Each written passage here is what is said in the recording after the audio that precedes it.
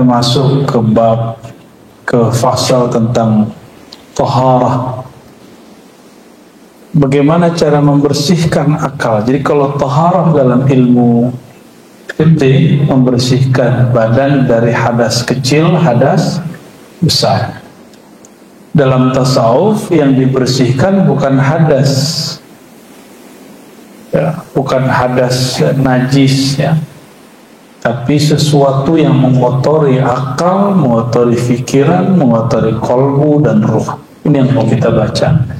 Mari kita kirimkan suratul Fatihah untuk ruhaniyah Sayyidina Muhammad SAW dan pengarang kitab ini dan guru-guru yang mengajarkan saya Thariqat Salmaniyah dan juga para awliya, para qutbul aqtab, para abdal, para ghaus dan jami' ibadihi salihin. Al-Fatihah.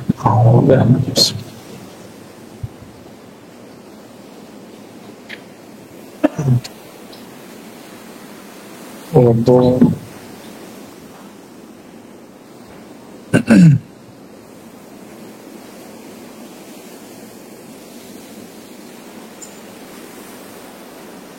Dusturi ya Syekh.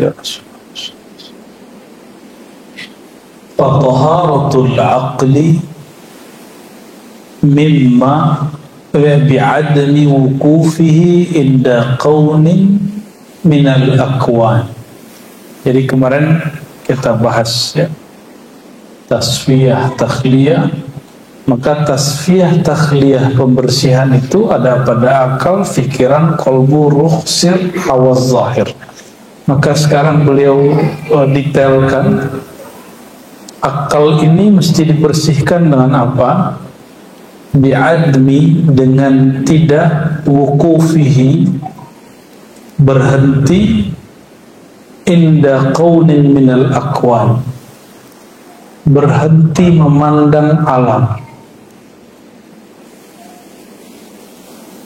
Alhamdulillah kami seminggu ini naik gunung, ya, naik gunung gede. Sebelumnya Gunung Karang, dan itu unik-unik, ya. Cuma nggak ngajak Buya Hasfi lagi di kampung, ya. Kalau nggak kita ajak tuh, kita seksa Buya Hasfi di atas, ya. biar jalan tuh, biar pegel-pegel kakinya tuh. Hampir nggak bisa jalan tuh, daftar tuh.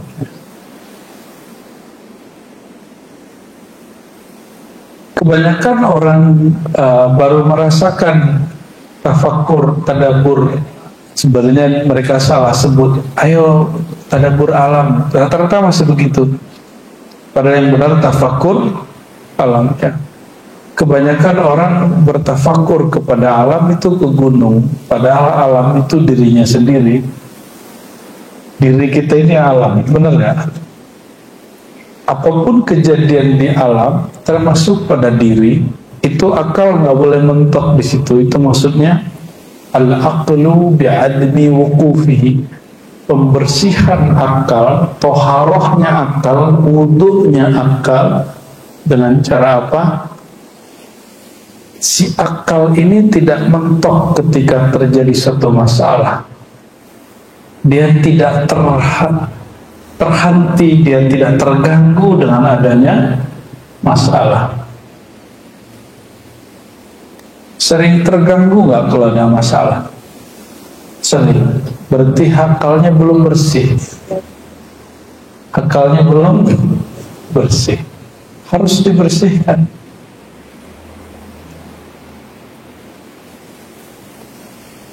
Wa taharatul fikr, ternyata akal itu secara harfiah berarti yang mengikat diri. Makanya nggak ketawa-ketawa sendiri, kan? Kalau ketawa-ketawa sendiri berarti akalnya udah lepas itu. Akal itu aqala yaqilu aqlan, iqalun uqulun, ya, itu berarti pengikat, penstabil, pengkontrol. Jadi yang mengontrol pikiran ini itu akal. Itu sebabnya saya masih ngajar di kampus, saya masih ngajar kitab, nggak hanya wirid-wirid doang, nggak hanya ngomong-ngomong pengalaman batin doang. Supaya apa? supaya diikat, dikontrol oleh akal. Kita nggak hanya ngaji-ngaji kitab hadis aja. Ngaji kitab hadis bahaya, kan? Kitab hadis itu nanti ada ilmu namanya ilmu jarah wa ta'dil. Itu kalau orang keracunan ilmu itu, akalnya nggak pakai, dia akan menjarah, menghujat orang yang beda sanad sama dia, beda silsilah sama dia. Maka antum perlu tahu kenapa ada seorang guru yang saya tinggalkan, karena dia mengatakan guru yang saya lain dajjal dan kazzab. Si fulan dajjal, fulan dajjal. Dan itu bukan 1, 2, 3 orang, sulit dihitung.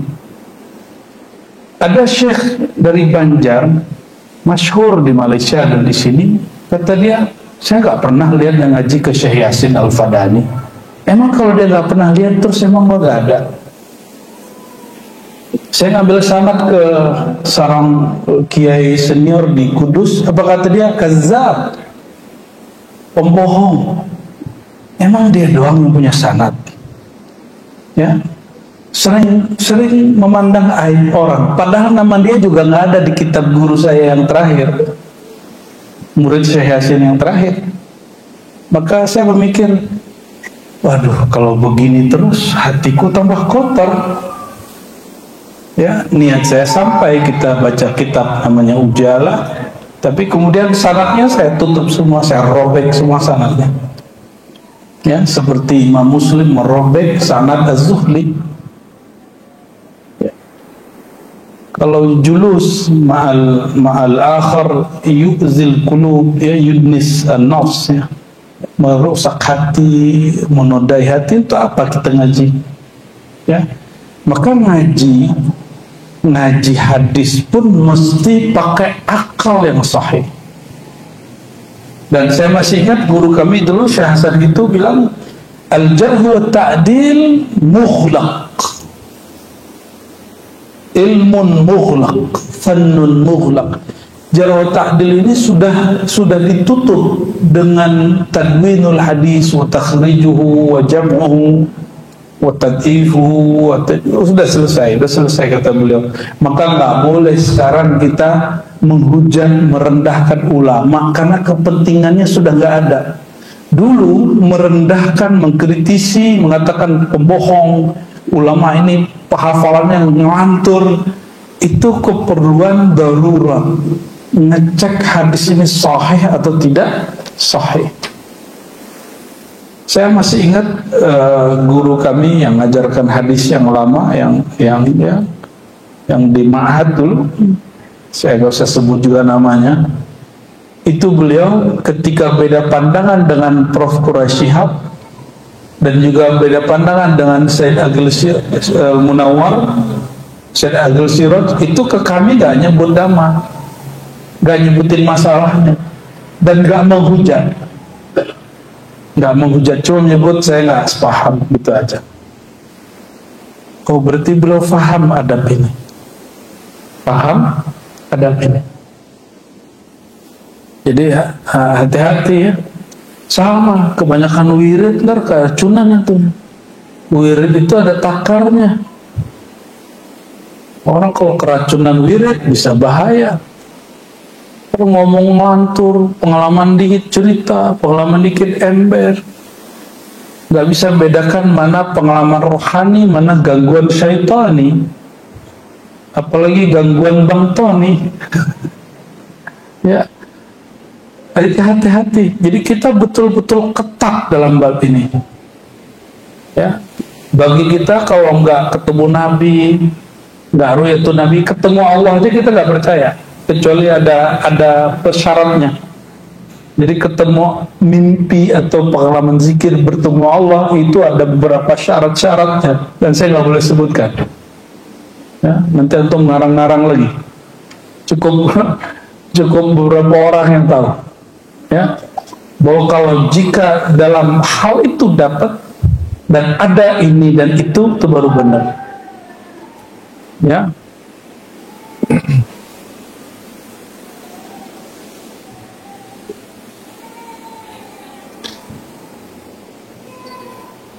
Wa taharatul fikr alla yamurha. Kalau fikir itu juga dibersihkan dari apa? Alla yamurra fihi ma yushghiluhu anir rahman.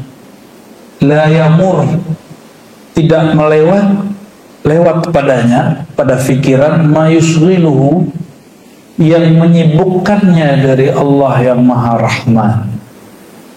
Itu fikir. Jadi jangan sampai kepikiran Allah itu nggak sayang, itu maksudnya. Maka apapun yang terjadi, lihat ada hikmahnya, itu kerjaan fikiran. Maka al-fikru, fikir ini dia menghadapkan pada nama Allah Rahman. Pikiran kita dia menghadap kepada nama Allah Rahman. Maka si fikir ini dia kalau bekerja dengan baik, dia akan melihat segala sesuatu ada hikmahnya. Itu kerjaannya, ya. Wa idza kunta fil wuqufil ma'mur maqhuran utita bi mujahadatika kamalan wa ujura. Ya.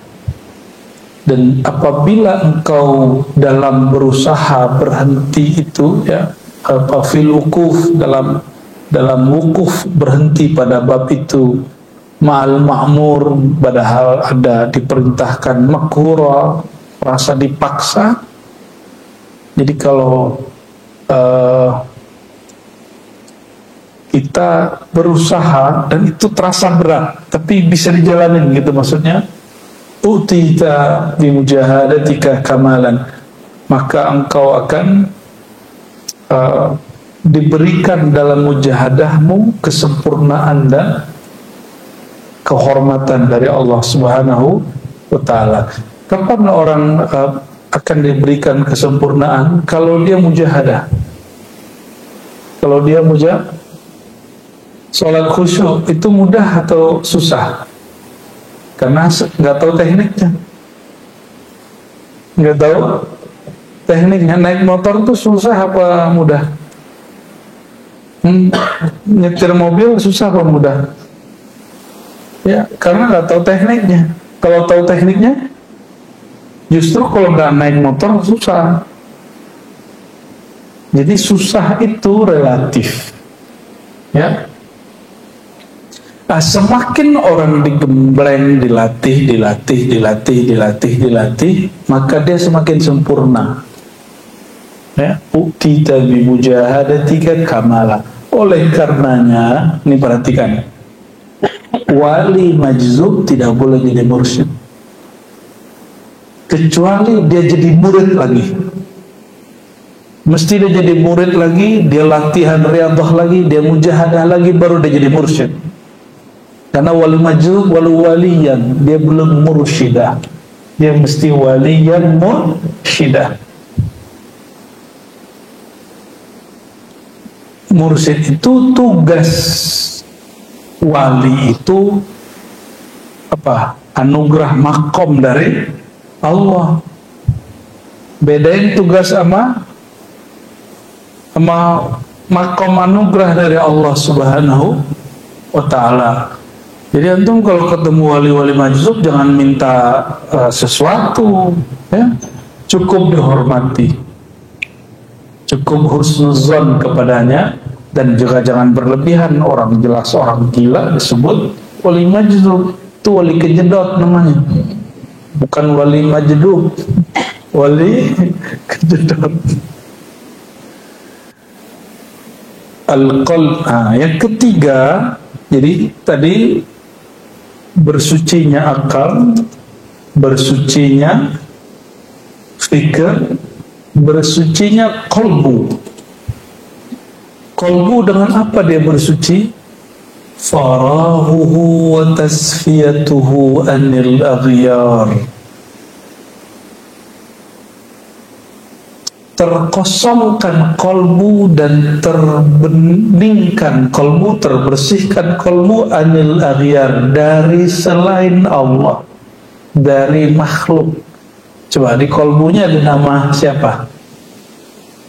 Nah, itu pentingnya talqin.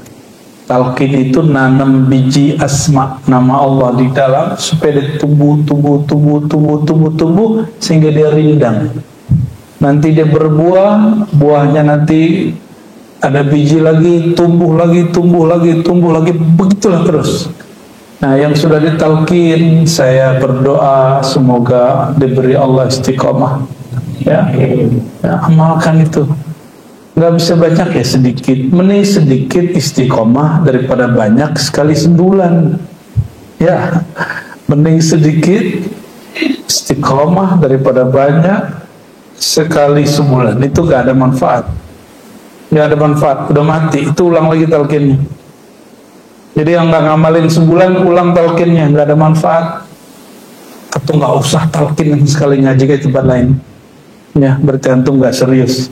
Nama Allah udah dimasukin kok dibuang-buang. Guru ngasih gratis, padahal mujahadah guru bertahun-tahun, terus dicuekin. Ya, saya ketemu beberapa orang syekh yang ngajarin murid, diajarin nama-nama Allah yang rahasia-rahasia itu. Dari sekian puluh orang, cuma 5 orang yang ngamalin. Itu marahnya bukan main. Ya, kita kasih fasilitas, kok malah kalian taruh, kalian main-mainin. Udah ditutup sama beliau. Itu kejadian, ya. Nah, jangan sampai itu terjadi. Nggak bisa 30, ya 25 lah. Nggak bisa 25, ya 15 lah. Nggak bisa 3, nggak bisa juga. Kita sholatin yang bentar. Nyebut nama Allah itu perlu ya, diulang. Oh, saya sibuk. Emang ente sibuk apa megang handphone kok bisa lama? Ya, nonton YouTube kok bisa lama? Buka Instagram kok bisa lama? Tapi buka Instagram kolbu kok nggak bisa cepat? Nggak ada lagi, ini zaman sudah begini zamannya. Jangan lagi kasih maaf kepada diri kita yang malas. Ya. Baik, kita lanjut. Jadi toharahnya kolbu dengan apa?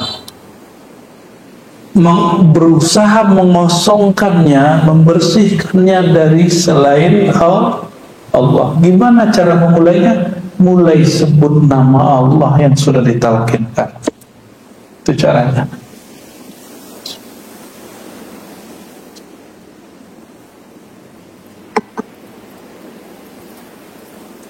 Dan nanti rasakan, kalau kolbu sudah penuh dengan nama Allah, makmur dengan nama Allah, baru dia berhak disebut Baitullah. Kalau nggak, dia Baitul Syaitan.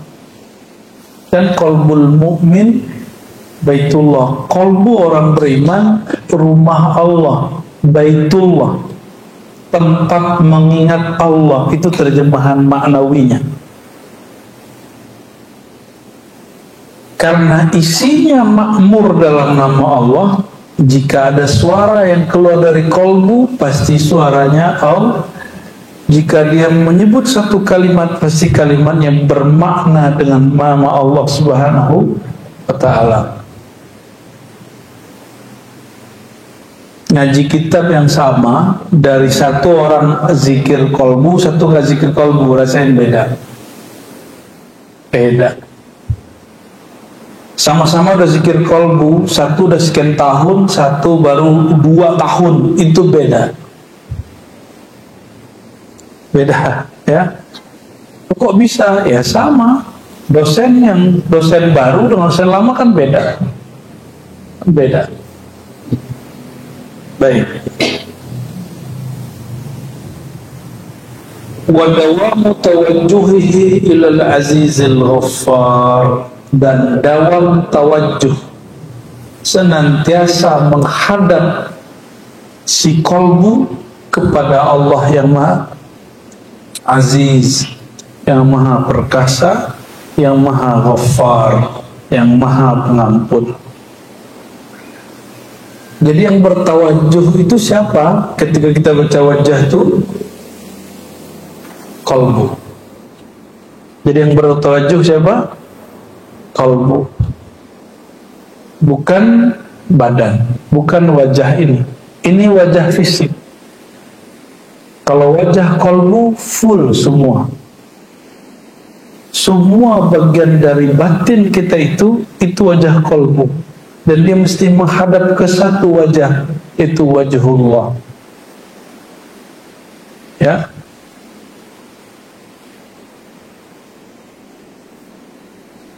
maka kalau ditanya kapan Allah sebut nama kita, saat kita sebut nama Allah. Pertanyaannya, duluan mana yang nyebut? Maka ciri-ciri orang diberi bantuan oleh Allah, bantuan pertama nih, dia diizinkan menyebut nama Allah di kalbunya, dia diizinkan ikut talqin. Maka yang sudah talqin itu dapat berkah dari Allah Subhanahu wa ta'ala. Ya, itu cara-cara Allah Subhanahu wa ta'ala.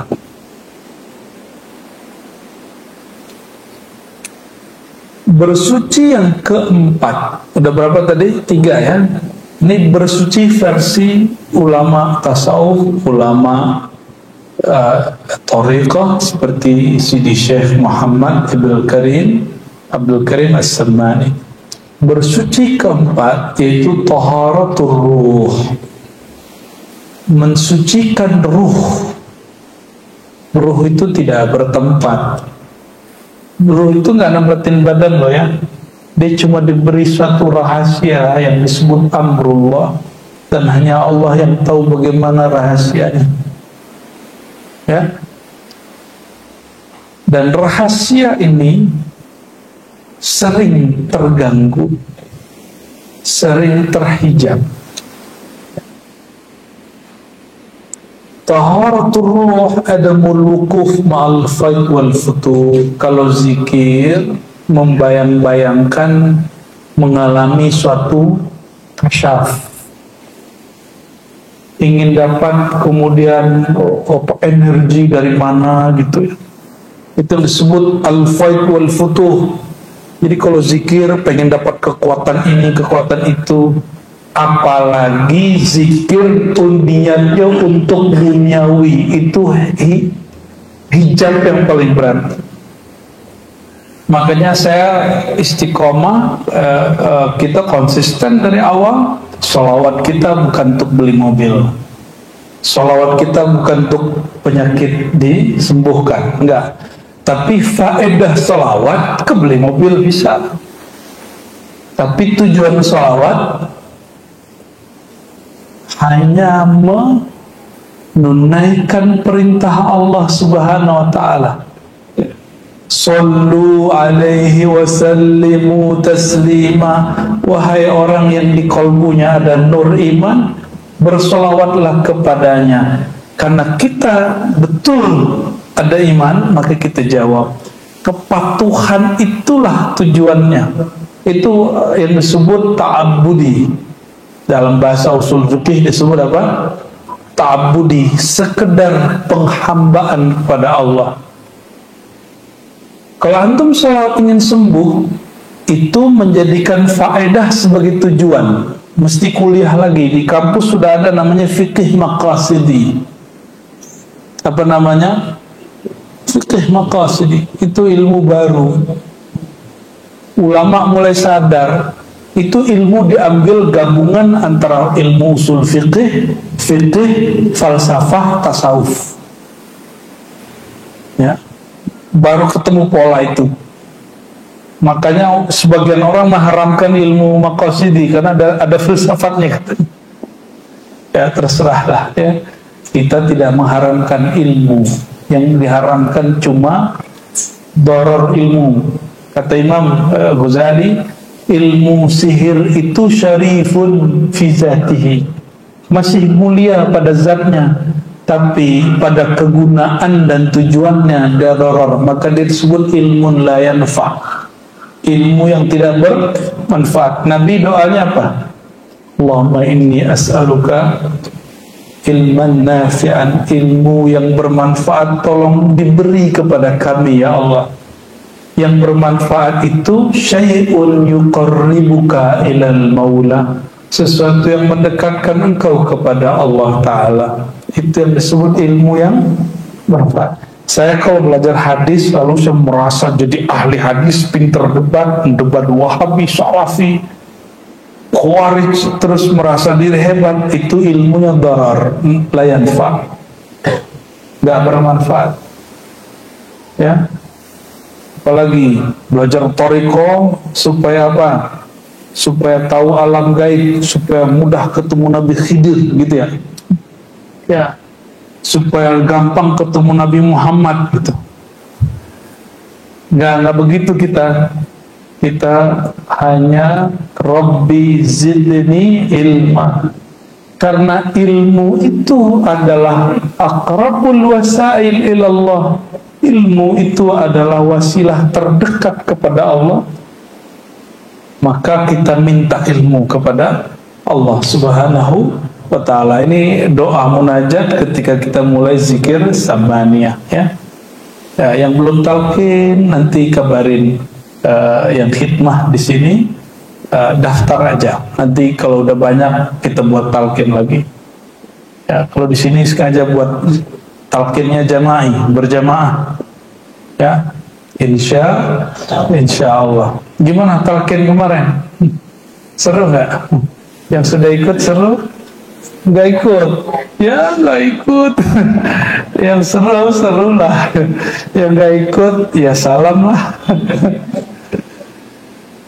Alhamdulillah, nikmat sekali ya. Nyebut nama Allah itu nikmat. Dan yang tidak merasakan getaran, tapi dia menyesali, ada apa dengan diriku, orang menangis, itu dia dapat juga itu. Dia dapat namanya muhasabah. Dia dapat apa? Dan muhasabah itu adalah isti'dad talqin. Berarti dia itu baru persiapan talqin untuk ke depan. Lumayan lah. Oke, kita lanjut. Taharatur ruh. Bersuci pada ruh adalah tidak bertujuan, tidak berhenti pada anugerah-anugerah batin, penglihatan kasyaf, ya, energi batin, warna-warna cakra, aura latifah. Tak, kita nggak bertujuan itu. Oh, di kolbu, latifah kolbu ada warna cahayanya begini, itu udah nyimpang. Boleh diketahui tapi bukan untuk dijadikan tujuan. Ya.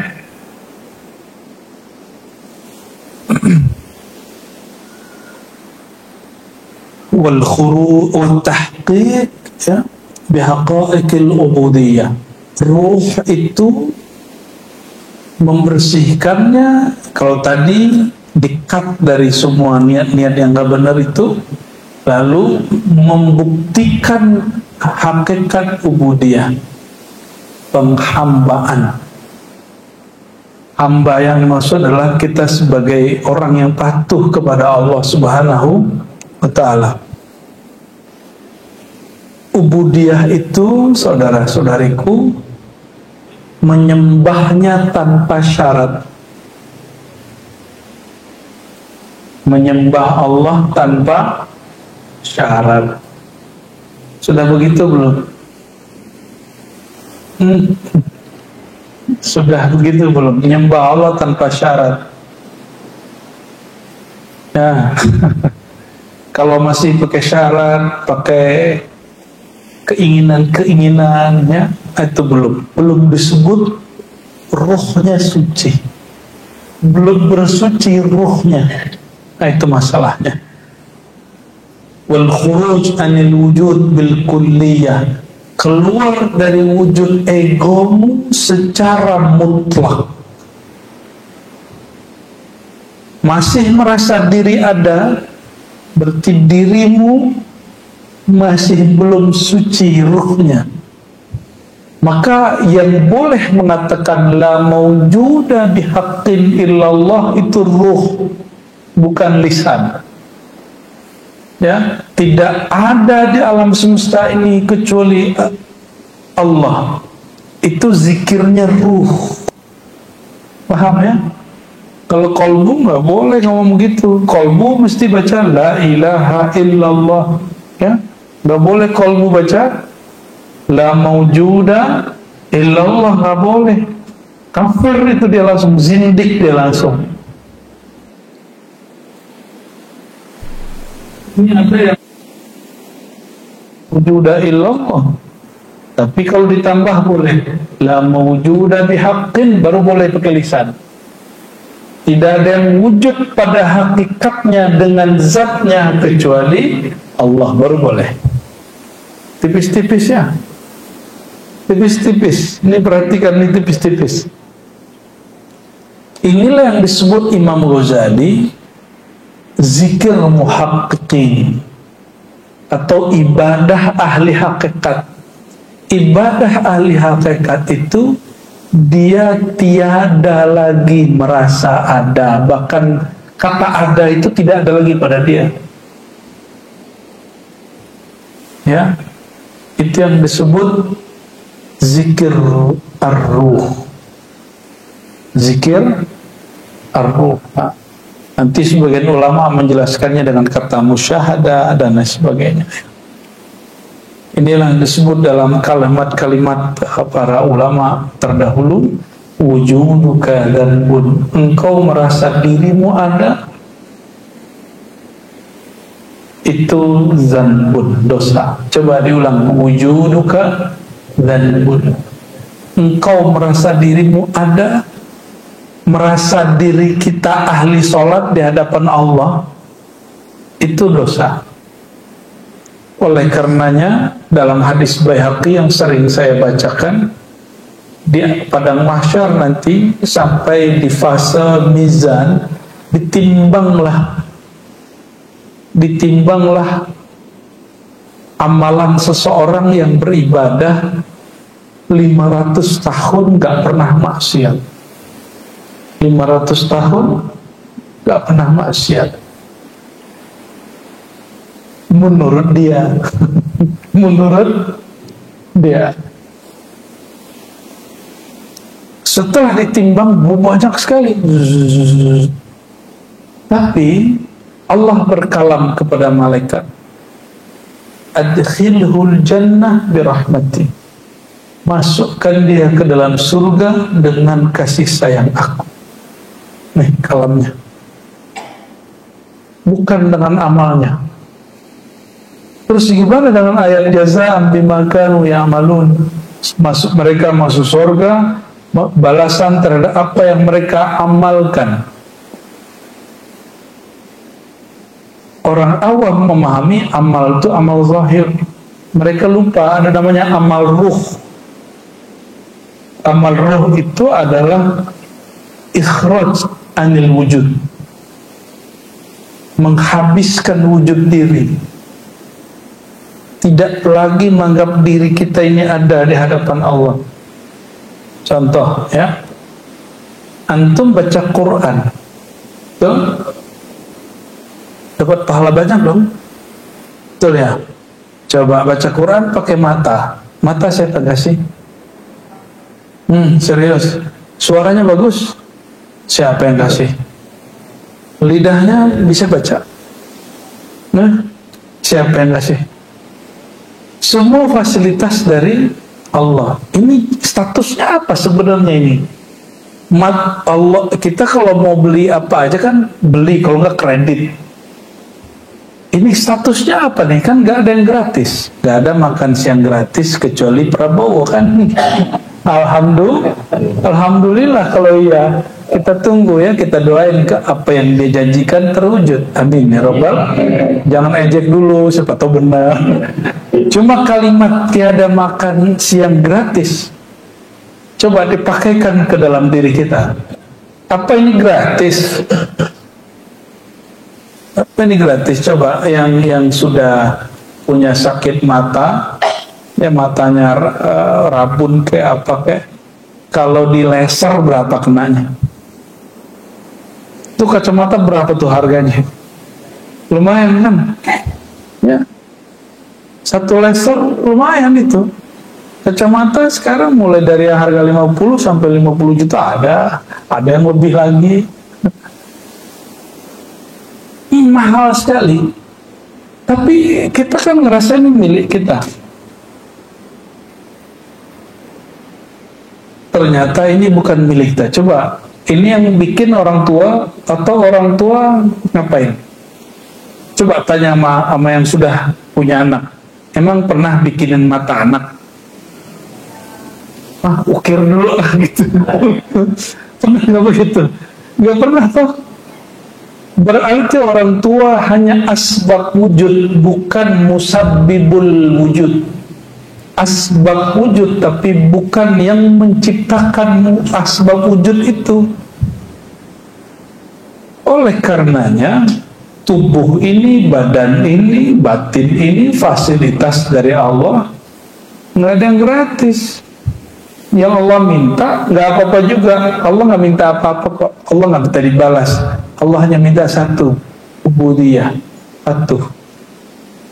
Kepatuhan itu pun bukan untuk dia, tapi hanya untuk kita. Ya, oke.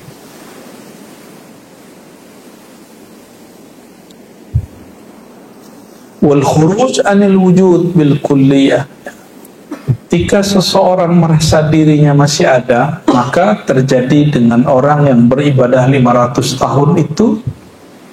Orang yang ibadah 500 tahun itu kemudian protes, ya Rabb, adkhilni al-jannata bi'amali. Tolong masukkan aku ke dalam surga dengan amal solehku. Lagu bener ya. Ini yang disebut wujuduka dzanbun. Wujudmu adalah dosa. Bedakan maksiat dengan dosa. Maksiat beda dengan zan. Dosa itu beda. Maksiat itu durhaka. Kalau zanbun seolah adab, ya, lalai, ghaflah, itu sudah zanbun. Lalu apa kata Allah? Oke, kalau gitu lebaran. Jadi dia kan naik banding tuh. Naik banding kan dia tuh.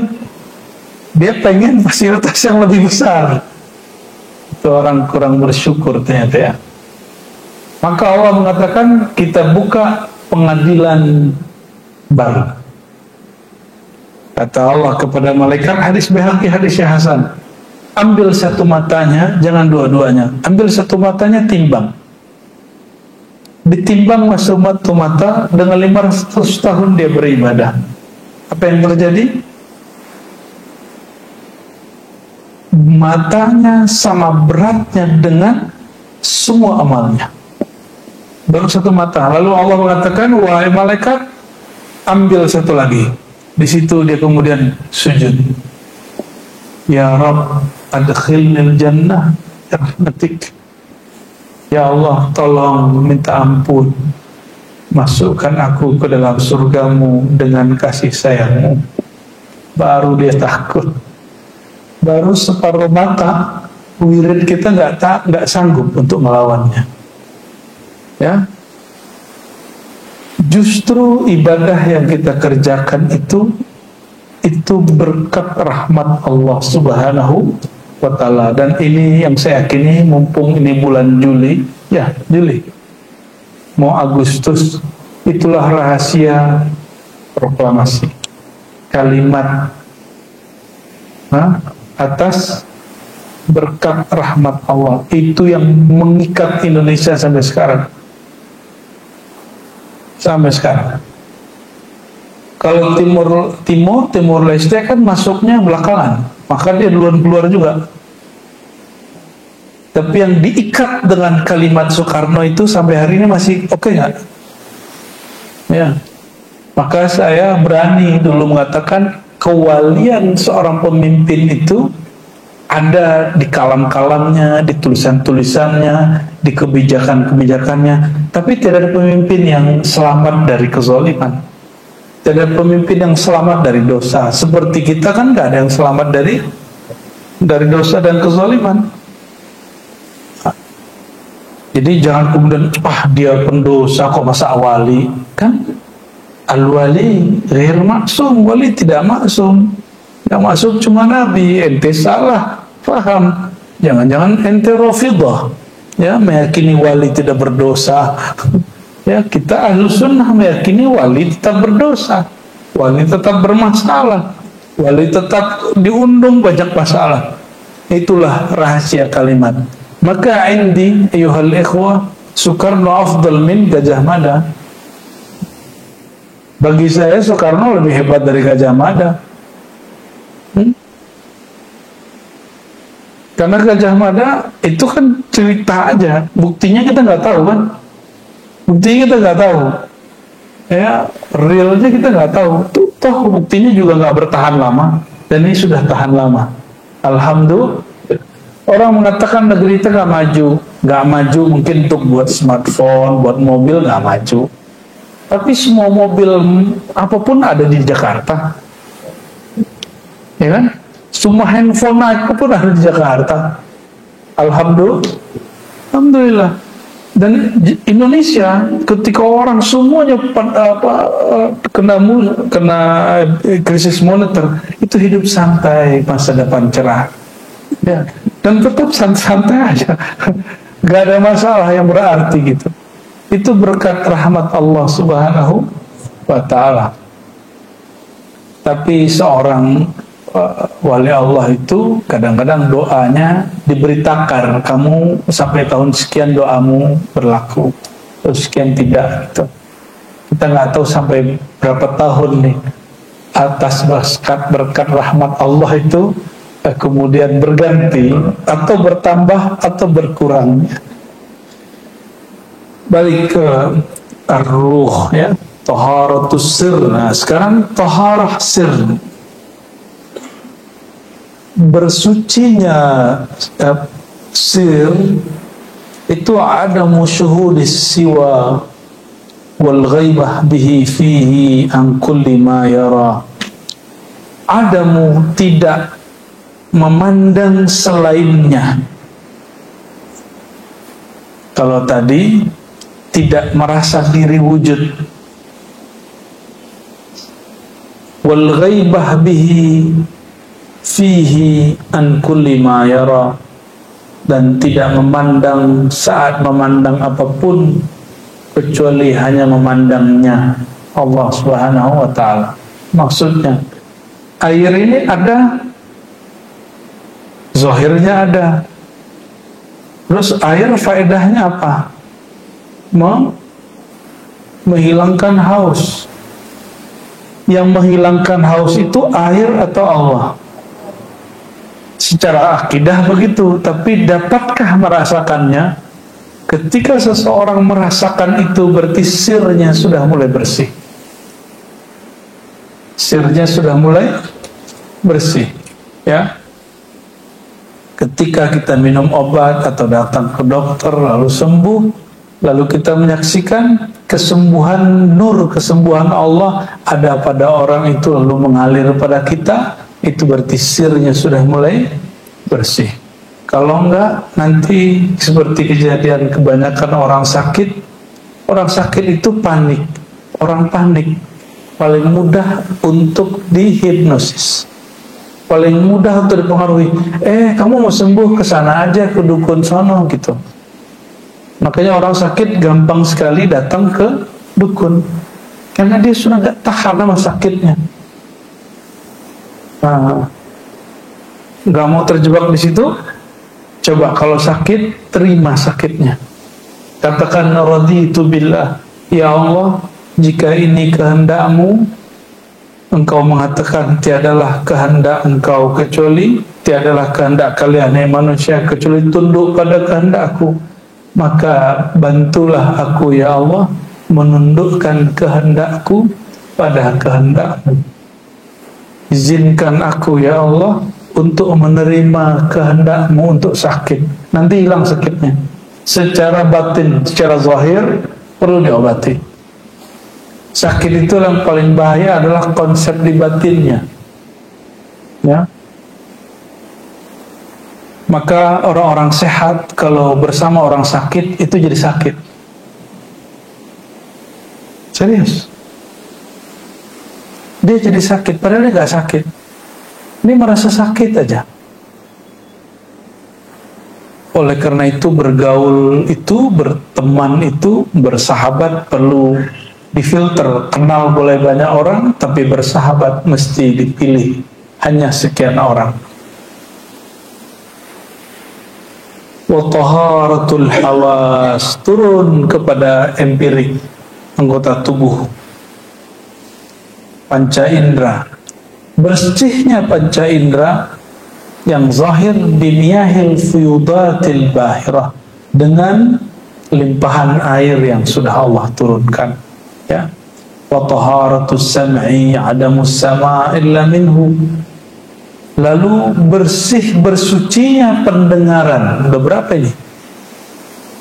Ya. Tahara akal, tahara fikir, qalbu, ruh, sir, hawas, indra. Sekarang masuk tahara sama, pendengaran.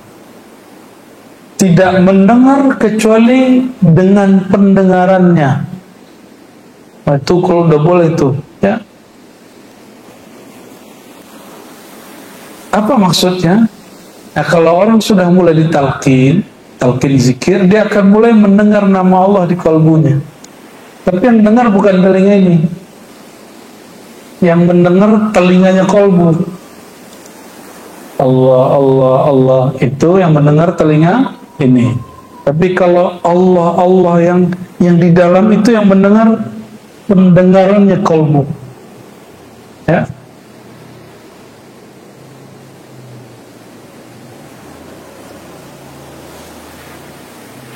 Taharatul ain ala syuhudu ghairil ain fi kulli ain wa bain wa hasan wa syain.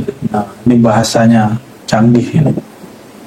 Bersihnya mata pandangan yaitu tidak ada musyuhudu ghairil ain, tidak memandang selain, ya, zat Allah fi kulli ain, di setiap tempat, jarak dan lain sebagainya, ya. Wa taharatus syum, ya, apa, penciuman, fistinsyaq nasimil hima waqad tamma, ketika kita kemudian menghirup air untuk membersihkannya lalu kita keluarkan, itu secara fikih. Tapi penciuman batin itu kalau di ini dia mesti dimasukkan dulu. Itu yang disebut musahabah, muhasabah. Muhasabah itu mengingat.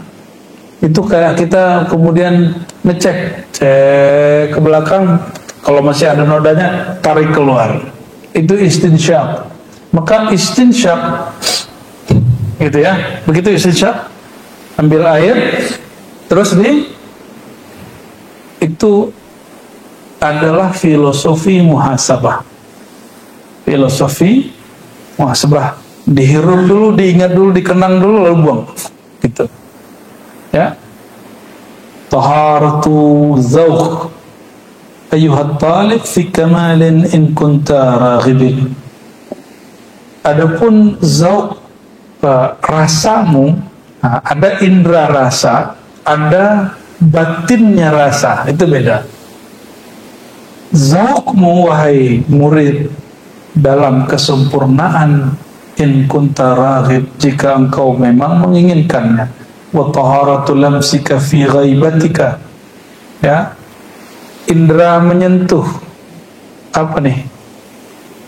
Kalau bersentuhan itu merasakan dengan kulit, itu disebut mensucikan indera menyentuh itu. Fi ghaibatika an hissika fi yaumika wa amsika wal ittidah bi azyad min hadha faltumsik, ya. Melupakan kenangan-kenangan yang membuat engkau lalai saat menyentuh sesuatu. Nah, itu cara mensucikan indera menyentuh. Wa alam ayyuhat talib. Nah, kita masuk ke bagian yang inti di sini.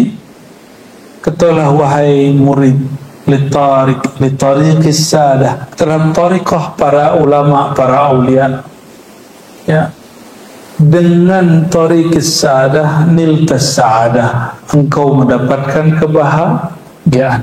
Orang yang bahagia di dunia siapa? Para wali. Maka untuk bahagia gimana caranya? Ikutin jalan para wali. Tapi kenapa orang-orang hari ini ikutin jalan public figure, artis kah, pakai namanya Ustadz juga ada yang public figure tapi nggak artis. Bukan itu yang diikuti, itu antum stres sendiri nanti. Ya, ngantor nih, ngikutin temen yang paling keren di situ, ganti handphone tiap bulan, ada mobil baru ganti padahal ngeredit gitu, itu stres itu. Ganti-ganti model tas, ini kan tasnya ya, bagus ini tasnya. Ya kalau seminggu itu nggak ganti tas kayaknya gimana gitu, itu nyesek gitu ya. Nah itu mesti dibersihin itu. Ya boleh nggak pakai tas bagus? Boleh, bagus. Tanda kita mereward diri, menghargai diri boleh. Tapi jangan kemudian itu menjadi standar hidup. Ya. Ustadz begila loh. Ustadz kalau udah artis berani kredit ya. Itu sebabnya beberapa asatis pendakwah itu jadwal dakwahnya udah kayak kerja rodi. Serius. Karena tuntutan gaya hidup. Ilmu yang diajarkan gak begitu, tapi gaya hidup dia. Bukan saya bersyukur kepada Allah membebaskan kami dari hutang ya. Kami gak suka kredit. Alhamdulillah kredit itu cuma 2 kali aja. Waktu masih muda-muda banget ya.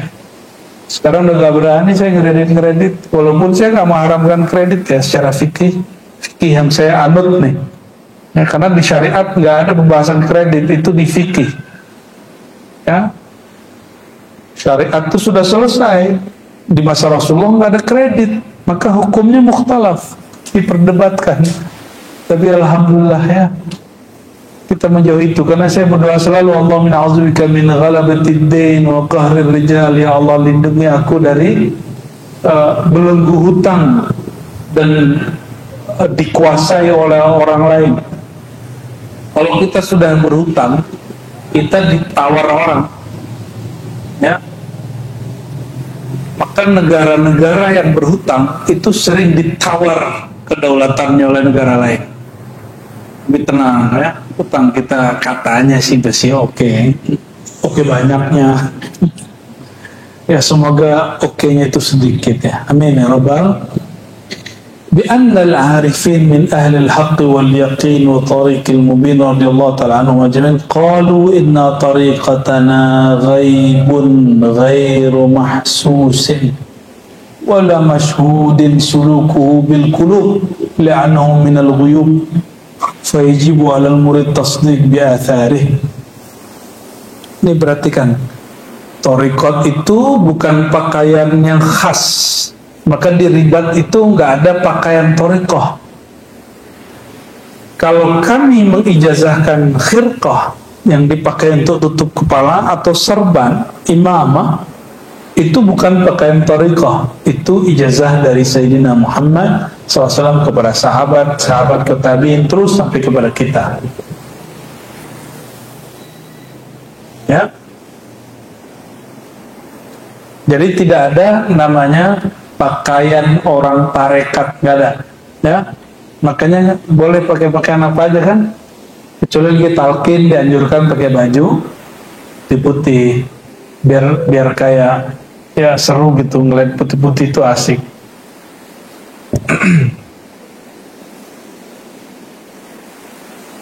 Apa kata beliau? Tariqatana ghaibun ghairu mahsus. Tarikat kita itu sifatnya tidak tampak secara fisik. Jadi tarikat kita bukan tren, bukan gaya serban yang khas. Boleh nggak satu tarikat punya khas serbannya? Boleh. Saya ketemu ya, beberapa hari ini, 3 hari ini kemarin ya, saya ketemu setiap hari mursyid. Jadi sehari subuh bisa ketemu mursyid 10 orang.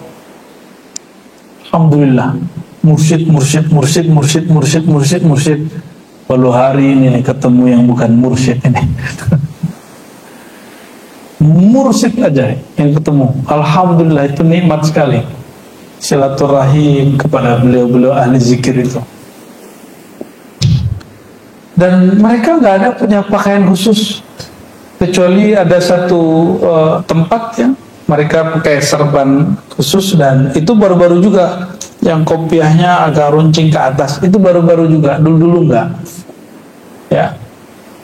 Maka kadang-kadang saya pakai kopiah hitam, kopiah Soekarno ya, kadang pakai kopiah putih ala-ala Banjar Malaysia itu ya, kadang pakai, nggak pakai juga biasa. Emang kalau kopiah dicopot, ilmunya copot nggak? Ya, saya tes dulu deh. Masih bisa baca, masih bisa baca, kita copot ya. Jadi nggak ngaruh. Namun karena menghargai majelis, karena saya melihat, mohon maaf, saya melihat banyak orang ngomong marifat di sosial media, tapi dia baju kaos. Ya, kayaknya kurang enak gitu dilihat. Ya, kecuali ente wali malamatiyah ya. Dulunya pasti pakai kopiah, masih ada ya kan, jejak digital kan bisa dicek. Oh, tiba-tiba pakai topi koboi, jadi aneh. Pengen aneh-aneh gitu. Kita mau aneh-aneh, kita ke gunung dulu ya, guling-guling kayak ngapain ke. Allahumma shalli ala sayyidina Muhammad. Wala mashhud sulukuhu, suluknya thariqat ahli tasawuf itu tidak disaksikan oleh kasat mata, tapi bil qulub, hanya ya. Wala mashhud suluku, bahkan ya, bukan begini, ini titiknya salah nih, saya ulangi, ini ngasih titiknya nggak pas. Inna tariqatana ghaibun wa mahsus wala mashhud, titiknya di sini kalau yang punya kitab. Tariqat kita gaib, tidak terlihat secara empirik dan tidak disaksikan secara zahir. Titik di situ, sulukuhu bil qulub, karena suluknya, latihannya dengan hati. Maka ciri orang thariqah itu bukan juga kepalanya nunduk-nunduk begitu, bukan.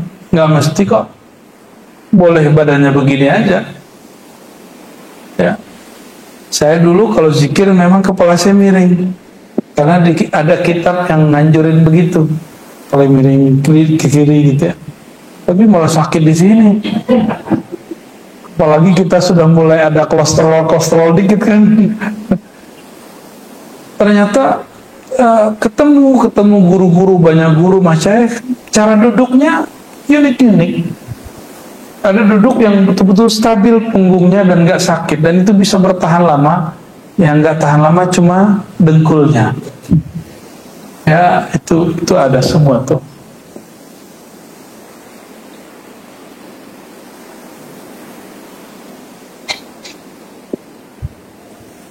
Li'annahu minal ghuyub, karena ma'rifat dari Allah itu dari kegaiban, dari alam gaib ya. Fa yajibu al-murid at-tasdiq bi atharihi, maka wajib bagi murid untuk percaya dengan atharnya, peninggalan atau efeknya. Wal iz'an li sata'ati anwarihi ma'al jaddi wal ijtihadi wa tawajjuhul kulli wal isti'dadi wa sukuluku yas'ab 'ala nufus ya. Yang tadi nggak perlu, sudah saya jelaskan secara umum. Sekarang masuk, kenapa tidak lihat dengan kasat mata? Kalau orang latihan, kalau latihan binaraga, fitness, gimana? Kelihatan? Silat kelihatan? Kelihatan? Apalagi? Kalau orang kuliah kelihatan?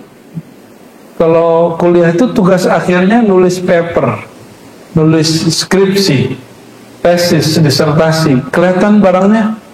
Diuji juga kelihatan. Kalau thariqah itu nulisnya di kolbu, ujiannya di kolbu, ya, hasilnya di dalam kolbu. Jadi nggak ada namanya wajah mursyid, tuh nggak ada. Wajah orang usul tuh nggak ada. Ya, yang bilang ini ciri-ciri wajah mursyid, itu nggak ada tuh. Ya, saya udah ketemu banyak mursyid, mulai dari mukanya gelap sampai yang putih itu ada. Ya. Mulai dari yang jerawatan sampai yang wajahnya lengkap semua. Yang kemayu-kemayu juga ada.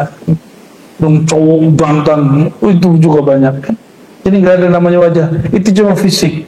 Ilmu ini bukan ilmu zahir. Ini ilmu batin yang syar'i tentunya ya. Tapi kata beliau, sulukuhu yas'ab al-nufus. Ini jangan salah paham. Menempuh jalan tarekah itu hanya dirasakan berat pada nafsu jiwa, bukan pada kalbu. Oleh karena itu kalau zikir, jangan zikir dengan jiwa, zikir itu dengan kalbu. Apa beda zikir dengan jiwa dan kalbu? Jiwa itu ada ammarah bisu, dia nyuruhnya yang jelek-jelek aja. Ada yang mulhamah, ya, ada lawamah, ya, ada yang mulhamah, ada yang dia kemudian banyak suka ngata-ngatain orang, suka menilai orang rendah. Itu jiwa. Suka malas, suka tidur. Jadi antum nih zikir, terus perasaan maunya tidur, itu jiwa namanya. Berarti zikirnya belum dengan kalbu, belum masuk. Oleh karena itu yang disebut mujahadah itu melawan malasnya nafsu, melawan malasnya nafsu, itu yang disebut mujahadah. Dan yang paling aneh, kalau dalam konsep kita, supaya kita kuat maka kita makan, gitu ya. Tapi dalam ilmu thariqah, ini yang kemudian diambil dan semuanya dari Al-Quran dan Sunnah, untuk menguatkan kolbu, mengalahkan nafsu, itu caranya jangan kasih makan si nafsu. Nafsu itu kuat kalau orang bersyahwat, syahwat itu kuat kalau orang makan, maka kurangi makannya. Tadi puasa Senin Kemis bagus, kalau enggak ya alhamdulillah, yang penting ngaji. Ya. Apalagi nafsu itu sukanya tidur, kolbu sukanya bangun, maka kurangi tidur kita setengah jam dari sekarang. Biasanya tidur berapa jam tidur semalam? 4. Beneran 4. Udah kayak ini dong, supi itu. Berapa jam tidurnya sehari? Nah, 8. Masih 8. Masih bocah. Masih dikurangi. Secara fisik betul kata Imam Surwardi, karena beliau juga ngerti ilmu kedokteran, normalnya manusia 8 jam. Tapi itu bagi nafsunya. Kalau bagi kolbunya, bagusnya dikurangi tidur, tapi mesti bitadarruj. Ini perhatikan, ini kaidahnya. Tidak boleh dengan cara ekstrim, mesti dengan cara bertahap. Harus dengan cara dan itu nggak mungkin kalau antum nggak punya mursyid. Itulah manfaatnya ada mursyid. Saya sudah banyak beramal dan gak pernah berhasil kecuali ada mentornya, mursyidnya.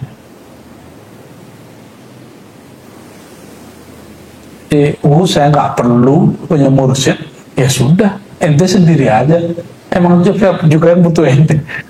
Ya, mursyid itu nggak butuh murid yang perlu mursyid. Jangan murid merasa sok penting. Ya, yang boleh merasa sok penting itu guru. Karena emang dia dibutuhkan. Coba, pernah ngamalin zikir tapi dari YouTube, pasti jarang istiqomah. Kalau ketinggalan nih biarin aja. Tapi kalau ketemu guru, terus guru bilang, amalkan pagi sore, langsung dikerjain besok. amalan ini, wirid ini 1000 sehari, dikerjain langsung. Walaupun cuma 7 hari. Lumayan lah. Ya, maka lemes-lemes lagi ketemu guru. Itu gunanya halaqah. Halaqah itu ngecas kolbu. Karena kolbunya disedot kekuatannya oleh nafs. Nah, ini yang bikin kita sulit ya. Jadi sorga itu sulit kalau pakai nafsu. Ke Allah itu sulit kalau dengan nafsu. Tapi kalau dengan kolbu dia mudah. Ya. Jadi orang yang suka ngeluh itu dia orang yang dimensi hidupnya baru nafsiyah. Kita sebut nafsiyah. Apa istilahnya? Belum qalbiyah, kolbu. Likaunihi ilma dzauqin la yustaru fit turus. Ilmu ini bukan ilmu yang ditulis di buku. Nah, maka dulu di UIN itu waktu ada fakultas Usuluddin membuat jurusan tasawuf, itu dosen-dosennya debat. Jangan disebut jurusan tasawuf, cukup ilmu tasawuf. Gak tahu sekarang clearnya yang mana. Saya sudah nggak ngajar di UIN 2017 sudah keluar. Ada yang tahu? Ya, sekarang yang ada UIN, siapa yang tahu? Jurusan tasawuf Pak, ilmu tasawuf. Yang cocok di kampus ilmu, jangan disebut jurusan tasawuf. Karena ilmu tasawuf bukan ilmu yang disusun di PowerPoint, bukan yang tertulis di kitab. Jadi untuk apa kita ngaji kitab? Ngaji kitab itu menambah semacam keilmuan supaya tasawur deskripsinya tentang tasawuf itu pas. Nah, nanti dikerjain, diamalin gitu ya. Maka mengajar pakai kitab pun mesti dengan zauq kolbu. Itu yang saya sebut tadi. Kitab yang sama, tapi guru yang pertama zikir 10 tahun, zikir yang guru yang kedua zikir 20 tahun. Beda nggak efeknya? Beda. Kenapa bisa berbeda? Karena zauq dia yang berbeda. Ya, apa yang berbeda? Zauq dia yang berbeda. Apa arti zauq? Rasa dia bertuhan. Rasa dia bertuhan. Ini habis sunat nih. Wah, selamat ya. Mulai gede berarti itu ya. Nah, ini kaedahnya. Hazal ilmu tasawuf ini ghair mastur fit turus. Ada kalimat di sini, la yustaru fit turus. Tidaklah ilmu yang ditulis dicetak di kitab. Jadi waktu saya dengar ada seseorang merendahkan Imam Al-Jili, pengarang kitab Al-Insan Al-Kamil, apa kata dia? Itu buku kan buku bacaan saya waktu remaja tuh. Gaya bener dia ya. Emang ente faham waktu remaja baca kitab itu? Saya waktu remaja 2005 baca kitab Insan Kamil 5 kali baru faham. Padahal saya sudah suluk berkali-kali. Dia katanya nggak ngaku bertorikoh juga. Mungkin yang dia maksud tahu bahasa Arabnya. Kalau bahasa Arab teks Insan Kamil sama dengan kitab bahasa Arab biasa. Yang berbeda itu makna yang ada di dalamnya. Ya.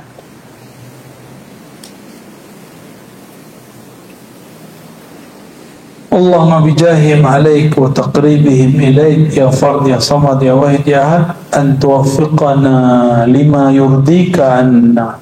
Ya. Lalu beliau berdoa dengan kemuliaan mereka para ulama wali Allah itu, ya, dan kedekatan mereka kepada Engkau, wahai Allah yang Maha Esa, bimbinglah aku kepada jalan yang kau ridhoi, ya, agar aku menjadi hamba yang sebenar-benarnya hamba, ya. Dan sampai akhir ini isinya doa. Jadi kajian kita malam ini berhenti pada toharoh dalam istilah Imam Muhammad bin Abdul Karim Sam'ani. Ini berbeda dengan taharah dalam kitab fiqih, ya, ini berbeda. Barangkali itu kita lanjut ke kitab yang kedua, kitab Al-Lum'ah.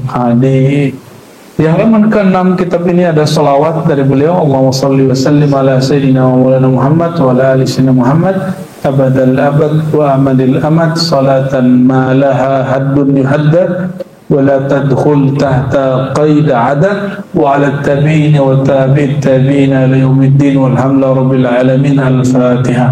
بسم الله.